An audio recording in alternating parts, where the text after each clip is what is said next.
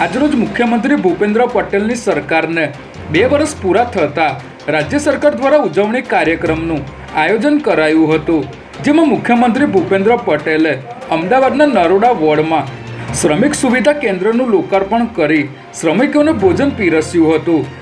જે બાદ ગાંધીનગરના મહાત્મા મંદિર ખાતે રાજ્ય સરકારમાં પસંદગી પામેલા 581 જેટલા ઉમેદવારોને નિમણૂક પત્ર એનાયત કર્યા હતા.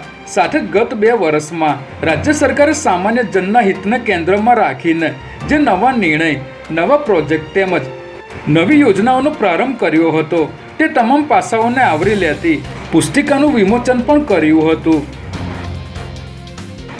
NIA દ્વારા આતંકવાદી સંગઠન જૈશે મોહમ્મદમાં ભરતી અને નેટવર્કિંગ મામલે ચાલી રહેલી તપાસ અંતર્ગત 5 રાજ્યોમાં 19 સ્થળોએ તપાસ અભિયાન શરૂ કરવામાં આવ્યું છે. ત્યારે આ દરમિયાન NIA દ્વારા સાણંદ નજીક આવેલા ચેખલા ગામમાં મદરેસામાં કામ કરતા આદિલ નામના શખ્સની અટકાયત કરી પૂછપરછ કરવામાં આવી હોવાનું જાણવા મળી રહ્યું છે.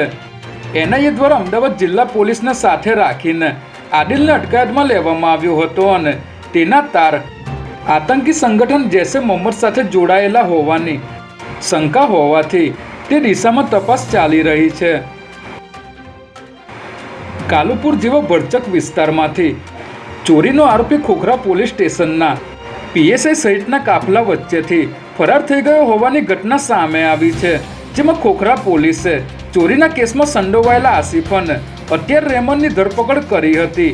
જેમાં આરોપીઓએ ચોરી કરેલા દાગીના કાલુપુર ખાતે આવેલ સહજાનંદ માર્કેટમાં અલી નામના યુવકને ગાળવા માટે આપ્યા હોવાથી PSI VC પરમાર સહિતની ટીમ આરોપીને લઈને આવી હતી. ત્યારે આરોપી આસિફ PSIની છાતીમાં ફેટ મારીને ત્યાંથી ફરાર થઈ ગયો હતો, જેને પગલે પોલીસની કામગીરી પર અનેક સવાલો ઊભા થયા છે.